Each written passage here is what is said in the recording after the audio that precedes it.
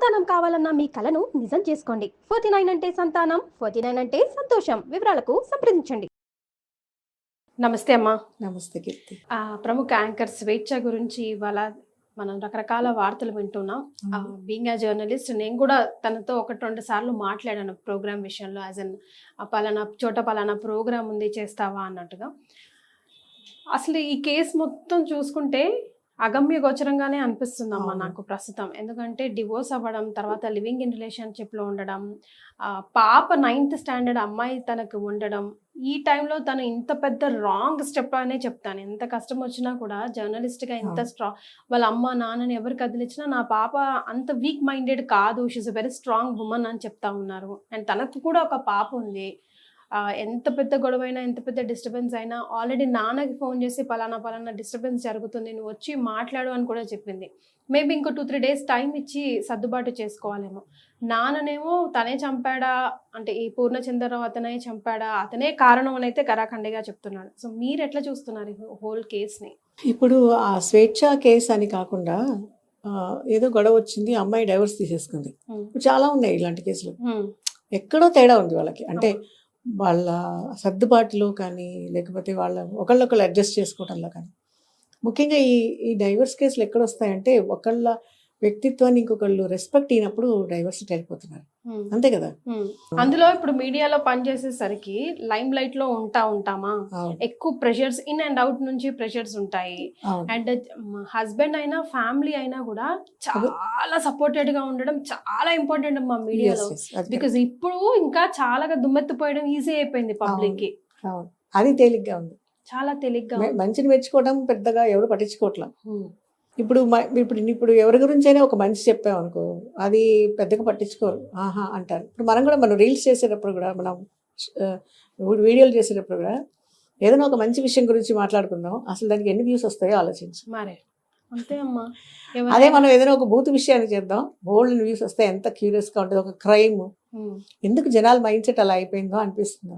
Actually కొన్ని మంచి విషయాలు కూడా చెప్పాల్సిన విషయం ఉంది, అవి వినట్లేదంటే వాళ్ళు క్రైమ్కి ఎక్కువ ఇంట్రెస్ట్ చూపిస్తున్నారనే కదా అర్థం. అంతే కదమ్మా, క్రైమ్కి ఎక్కువ ఇంట్రెస్ట్ చూపిస్తున్నారనే అర్థం. ఇప్పుడు ఇక్కడ డైవర్స్ కేసు గురించి మాట్లాడుకుంటే మనం చాలా ఉన్నాయి. ఇప్పుడు డైవర్స్ అయిన వాళ్ళు చాలా మంది ఉన్నారు. ఓకే, నో డౌట్, ఎవరి వ్యక్తిత్వాన్ని చంపుకునో లేదా వాళ్ళ ఆత్మాభిమానాన్ని చంపుకొని జీవితకాలం ఒడిగని చేసే పరిస్థితుల్లో ఇప్పుడు అమ్మాయిలు లేరు. ఓకే, వెళ్ళిపోతున్నారు, ఎవరి ఇష్టం వాళ్ళు బతుకుతున్నారు. అయితే ఇప్పుడు పెళ్లి చేసుకునే ముందు అమ్మాయి అబ్బాయి కూడా ఒకటి ఆలోచించాలి. పెళ్లి ఆల్బమ్ కోసమోనో ప్రీ వెడ్డింగ్ షూట్ కోసమో కాదు, జీవితకాలం బాధ్యత కోసమని ఆలోచించాలి కదా. ఒక బాధ్యత, ఒకళ్ళ బాధ్యత ఒకళ్ళది.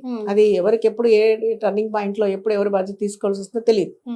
అలాంటి పరిస్థితుల్లో ఎవరి బాధ్యత తీసుకోకుండా నాకు నేనే నీకు నువ్వే, ఎవరి అలవాట్లు, ఇప్పుడు పెళ్ళికి ముందు కొన్ని అలవాట్లు ఉండొచ్చు. అమ్మాయి లేటుగా లేవటం, వంట చేయటం, అని బద్దకించడం అమ్మాయికి ఉండొచ్చు అలవాట్లు. అదే రకంగా అబ్బాయికి కూడా లేట్ నైట్ వరకు ఫ్రెండ్స్తో తిరగటం, చాటింగ్ చేయటం అలవాటు ఉండొచ్చు. కానీ పెళ్ళైన తర్వాత కూడా అదే కంటిన్యూ అయితే ఎవరిని బేర్ చేయగలరు? అదే కదా. అదే అయితే పెళ్ళి అయితే మాత్రం నేను పెళ్లి చేసుకుంటే నా స్వతంత్రం, నా ఫ్రెండ్స్ నాకు లేరా, నా లైఫ్ నాకు లేదా, అది కాదు కదా. అది అలా ఎక్కడ ఎవరు అడ్జస్ట్ అవడానికి చాలా మంది ఒప్పుకోట్లా. అందరూ ఉన్నారు నేను అనను, కానీ చాలా మంది ఇక్కడ ప్రాబ్లం వస్తుంది. సో ఎవరి అలవాట్లు వాళ్ళవే. నేను పెళ్లికి ముందు తాగేవాడిని, పెళ్లికి ముందు నా ఇష్టం వచ్చినట్టు పబ్లు తిరిగేవాడిని, నా ఇష్టం వచ్చిన బోలంత ఫ్రెండ్స్ ఉండేవాళ్ళు. ఇప్పుడు కూడా నేను అదే ఉన్నాను. అదే సేమ్ కండిషన్ అమ్మాయిలు కూడా ఉన్నారు. ఇప్పుడు నువ్వెంత నేను సంపాదిస్తున్నాను, నాకు జీతం వస్తుంది, నేను కూడా ఈక్వల్గా చదువుకున్నాను.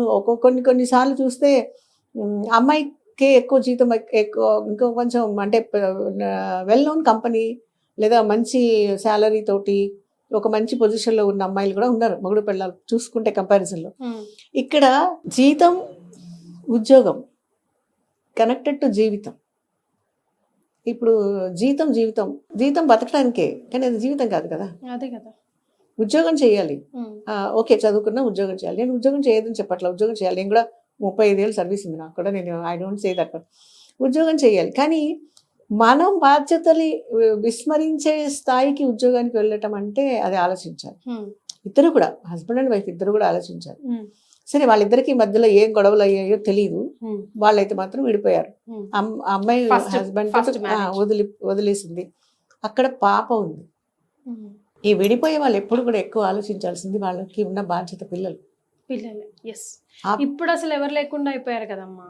ఇప్పుడు అమ్మాయికి ఎవరు అమ్మాయి లేకుండా ఎవరు- ఆ అమ్మాయి ఎవరు అమ్మాయికి ఆ అమ్మాయి తల్లిని ఆదర్శంగా తీసుకుంటుందా తండ్రిని ఆదర్శంగా ఏమో తండ్రి ఎలాంటి క్వాలిటీస్ ఉన్నవాడు మనకు తెలియదు మనకు కదా తెలీదు. ఇప్పుడు.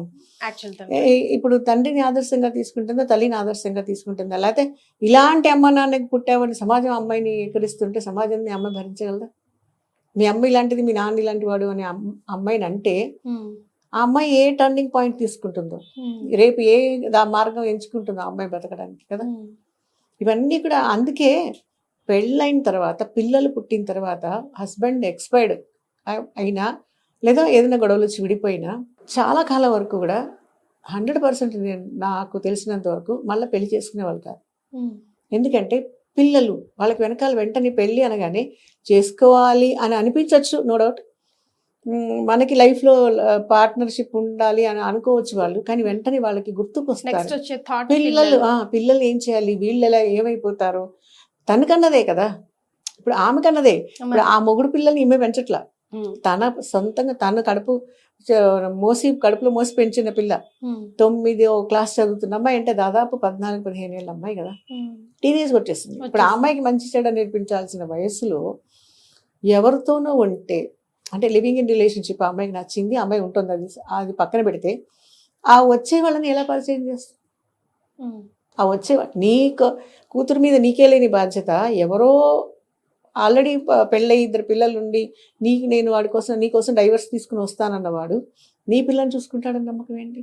అదే కదమ్మా. అంటే అమ్మాయి ఒకలాగా జీవితాన్ని గురించి మంచి చెడు తెలుసుకొని ఎవరైనా చెప్తే ఒక మంచి రూట్లో వెళ్ళాల్సిన వయసు. ఇప్పుడు ఏ నిర్ణయాలు తీసుకుంటుంది ఆ అమ్మాయి ఎవరి గురించి?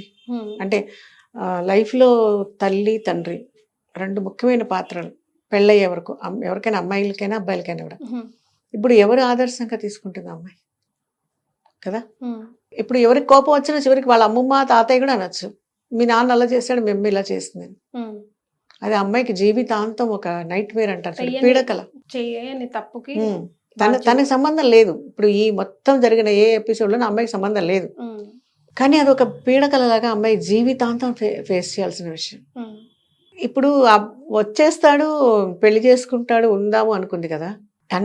అతనికి కూడా చాలా సంవత్సరాలు అయ్యి ఉండొచ్చు పెళ్ళై, 2 పిల్లలు ఉన్నారు. మరి ఆ అనుబంధాన్ని వదిలేసి నువ్వు ఆల్రెడీ 6 ఏళ్ళుగా లివింగ్ ఇన్ రిలేషన్షిప్లో ఉంటుంది, ఒక లైఫ్ మీద వాల్యూ లేని పరిస్థితే కదా అది. నేనైతే అదే అంటాను, లివింగ్ ఇన్ రిలేషన్షిప్లో ఉన్నారు అంటే జీవితం మీద వీళ్ళకి ఎలాంటి ఫోకస్ కానీ అవగాహన కాదు, ఒక విలువే తెలియదు, జీవితం విలువే తెలియకుండా ఉండిపోతున్నారు అలాగే. ఏదో అద్దిల్లు మారినట్టుంది, అంతే కదా. అద్దెలు మారుతున్నాం, మనకి ఎక్కడ సౌకర్యంగా ఉంటే అంత డబ్బు కట్టుబడి ఉంటున్నాం, లేనప్పుడు ఎక్కడ కన్వీనియంట్గా ఉంటే అక్కడ వెళ్ళిపోతున్నాం. లివింగ్ ఇన్ రిలేషన్షిప్ అంతకంటే గొప్పగా ఏముంది చెప్పు? అద్దెలు లాంటిదే కదా. అద్దెలు కూడా వెళ్ళిపోయేటప్పుడు ఎక్కువ రోజులు కొన్ని సంవత్సరాలు అక్కడ ఉండిపోతే చుట్టుపక్కల వాళ్ళతో ఒక అనుబంధం ఉంటుంది మనకి, అవునా? హౌస్ ఓనర్ ఫాదర్ మాట్లాడిన వీడియో చూస్తే అయితే అమ్మ అసలు అంటే వెక్స్ అయిపోయి ఉన్నారా, చెప్పి పిల్ల మారకపోవడం, ఫస్ట్ డివోర్స్ అవ్వడం అట్లున్నాడా, లేకపోతే అసలు ఏం జరిగింది, ఇంకంటే నా పాప ఇక నాకు లేదు అని తను అర్థం చేసుకున్నాడా లేదా, అసలు అర్థం కావట్లేదు. వీడియోలో ఆయన క్లియర్గా జస్ట్ విశ్లేషణ ఇస్తున్నారు, కానీ ఉండుంటది గుండెలో బాధ, కానీ అంటే ఆయన మైండ్ సెట్ ఎలా ఉందో కూడా అర్థం కావట్లేదు. పిచ్చెక్కిపోయి మాట్లాడుతున్నట్టున్నాడు, అంటే ఒకలాంటి ఫ్రస్ట్రేషన్. ఒక పక్కన కూతురు పోయిన బాధ, రెండో పక్కన ఇలాంటి పని చేసింది ఏంటని ఒక ఫీలింగ్. ఫస్ట్ది. సెకండ్ మంచి పేరు ఉందంట అమ్మ, వాళ్ళ అమ్మకి కానీ వాళ్ళ నాన్నగారికి కానీ చుట్టుపక్కల చాలా మంచి పేరు ఉందంటే. ఈవెన్ వాళ్ళ అమ్మ కూడా తనతో మాట్లాడుతూ మీరు ఎందుకు ఇన్వాల్వ్ అవ్వలేదు, ఎందుకు ఇంత అవకాశం ఇచ్చారు అని ఒక జర్నలిస్ట్ వేసిన ప్రశ్నకి తనే మాకు అన్ని సలహాలు ఇస్తుంది, she's very individual women, she know what is good what is bad అని, ఇలాంటి స్టెప్ తీసుకుంటుంది తను అని మేము ఊహించలేదు అన్నట్టుగా మాట్లాడుతున్నారు. వాట్ ఈస్ బ్యాడ్ అని తెలిసినప్పుడు why she is in that bad conditions, bad relation. ఇది living in relationship is nothing but bad relation ఉంది కదా. ఇండైరెక్ట్ గా సపోర్ట్ చేశారు బ్యాడ్ ని అని అనుకోవచ్చా? ఏమో వాళ్ళ చేతుల్లో లేకుండా అమ్మాయి చేజారిపోయిందేమో. ఎవరు నాకు తెలిసి 99.9% పేరెంట్స్ దీన్ని ఎవరు ఎంకరేజ్ చేయరు. ఒకవేళ ఆ అమ్మాయికి మీకేం తెలుసు ఇది ఇవాళ, ఇప్పుడు చూడు కొన్ని బట్టలు వేసుకున్నప్పుడు పిల్లలు అదేంటి అలాంటి బట్టలు వేసుకుంటున్నావు అంటే ఇది ఇప్పుడు ఇదే ఫ్యాషన్ అంటున్నారు, అమ్మాయిలు కానీ అబ్బాయిలు కానీ, ఇంక్లూడింగ్ హెయిర్ స్టైల్. స్కూల్ పిల్లలే అంటున్నారు ఆ మాట. అది ఫ్యాషన్ కాదు, అది పిచ్చి అనే సంగతి వాళ్ళకి అర్థం కావట్లేదు. అదే కదా. అంతే. ఇప్పుడు మేము మేము స్కూల్స్కి వెళ్ళినప్పుడు చూస్తూ ఉంటాం పిల్లల ఆ, అప్పుడు వాళ్ళకి చెప్తాం అనమాట, నువ్వు నీట్గా డ్రెస్ అయిన వాళ్ళని మీ ఇష్టం వచ్చినట్టుగా డ్రెస్ అయిన వాళ్ళకి ఒక డిఫరెన్స్ ఉంటుంది కదా. ఉమ్. మనిషి జడ్జిమెంట్ బట్టల్లో ఏంటి అని అంటారు, కానీ బట్టల వల్ల కూడా కొంత జడ్జిమెంట్ వస్తుంది.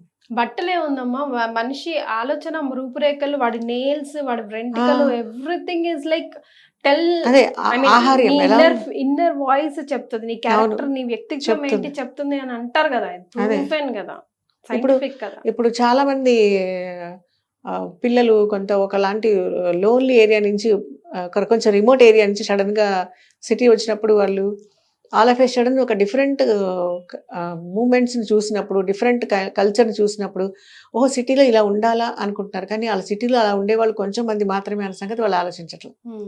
సిటీలో ఇలా ఉండకపోతే పరువు నష్టమేమో. అంటే ఇప్పుడు చూడు, ఏంటి నీకు ఇంకా బాయ్ ఫ్రెండ్స్ లేరా అని అడిగే వాళ్ళని కూడా చూసాను. ఏంటి ఇంకా నీకు గర్ల్ ఫ్రెండ్స్ లేరా? కల్చర్ అట్లా కల్చర్ అట్లా అయిపోలే, అలా మనం చేసేసాం. అన్ని కూడా టేక్ ఇట్ ఈజీ అయిపోతుంది. చెప్పాను కదా, ఒక ఎవ్రీథింగ్ అంటే ఏది మారిపోయినా జస్ట్ లైక్ అద్దెలాగా మారిపోయారు, ఒక ఊరి నుంచి ఇంకొకరికి ట్రాన్స్ఫర్ అయిపోయినట్టు. మనం ఎన్ని మాట్లాడుకుంటున్నా, ఎన్ని రకాలుగా విశ్లేషించుకుంటున్నా, నా మనసులో మాత్రం ఈ వీడియో కూడా మనం మాట్లాడుకునేది కూడా స్వేచ్ఛ. అమ్మాయి చూస్తే, తన కూతురు చూస్తే, అబ్బా ఎంత పాపం, మా అమ్మమ్మ గురించా, మా నాన్న గురించా, మా తాతయ్య గురించా ఇట్లా మాట్లాడుకుంటున్నారా, మా అమ్మ గురించా ఇట్లా మాట్లాడుకుంటున్నారని తన చిన్న మనసు ఎంత గాయపడుతుందో. అసలు తనకు సంబంధమే లేని విషయాలు కదా, ఎక్కడ కనెక్షన్ లేని విషయం అది. రేపు ఇంకా అమ్మాయికి ఎంత భవిష్యత్తు ఉంది, చదువుకోవాలి, కాలేజ్కి వెళ్ళాలి, స్కూల్స్కి వెళ్ళాలి. ప్రతి జాగాన అమ్మాయి నీ పేరేంటి అని అడిగే కన్నా, నువ్వు బలానా అమ్మాయి వాళ్ళ అమ్మవి కదా, మీ అమ్మాయి కదా అనే ఒక ప్రశ్నే ముందు వస్తుంది. అమ్మాయి పేరు కూడా ఎవరు అడగరు, ఎందుకంటే సొసైటీ అలాంటిది కదా. మంచి గురించి ఎవరు ఎక్కువగా చెప్పరు. ఒక మంచి విషయము అడుగు దూరం వేసే లోపల అబద్ధం 60 మైళ్ళు పరిగెడుతుంది. మరి సో జరిగింది ఒకటైతే ఇంకా ఊహాగానాలు ఇంకెక్కువ ఉంటాయి వాటికి. సో ఈ స్వేచ్ఛ కథ నుంచి మనం ఏం తెలుసుకోవచ్చు అంటారమ్మా? లివింగ్ ఇన్ రిలేషన్షిప్ గురించి ఆలోచించుకోవాలి. అది ఎవరైనా కానివ్వండి, అంటే కన్ఫామ్ పెళ్లి చేసుకోవటం వేరు, మరి అందుకు అప్పుడు పెళ్ళిళ్ళు చేసేవాళ్ళు. ఈ లివింగ్ ఇన్ రిలేషన్షిప్ వచ్చింది ఇప్పుడు కదా వెస్ట్రన్ కల్చర్ నుంచి, అంత ముందున్న పెళ్ళిళ్ళే కదా. ఇదే లివింగ్ ఇన్ రిలేషన్షిప్కి ఒకప్పుడు ఒక పేరు ఉండేది. పెళ్ళైన తర్వాత కూడా కొంతమందితో ఉండేవాళ్ళు, ఒకళ్ళే ఉండేవాళ్ళు, చచ్చిపోయే వరకు కలిసి ఉండేవాళ్ళు. దాన్ని వాళ్ళు బలానా వాళ్ళని ఉంచుకున్నారు అనేవాళ్ళు. అది ఉండింది మన సొసైటీలో, ఉంది, చాలా కాలం నుంచి ఉంది. కానీ దానికి ఒక్కళ్ళే ఉండేవాళ్ళు, అలా మారేవాళ్ళు కాదు వాళ్ళు. దాన్ని కూడా వాళ్ళు అంటే చాలా తక్కువ మందిలో అలాంటి ఒక కల్చర్ వాళ్ళు ఫాలో అయ్యారు. అండ్ వాళ్ళ వల్ల ఎక్కడ ఎవరికి ప్రాబ్లమ్స్ అంటే రాలేదు. అంటే ఇదివరకు ఆడపిల్లలు ఒకసారి ఆలోచించుకోండి, ఇలాంటివి చేయకండి అని మాట్లాడేవాళ్ళం. ఇప్పుడు ఆడ మగ ఎవరైనా సరే, ఎవరి వల్ల అయినా బలైపోయేది పిల్లలే. వాళ్ళ గురించి అసలు వాళ్ళకి సంబంధమే లేదు. ఇంకా వాళ్ళ ఫ్యూచర్ స్టార్ట్ చేయకముందే ఎవరైనా సరే, అమ్మాయినా అబ్బాయినా ఎవరికైనా అది చాలా పెద్ద ప్రాబ్లం వస్తుంది పెరిగే పెద్దవాళ్ళు అయ్యేటప్పుడు.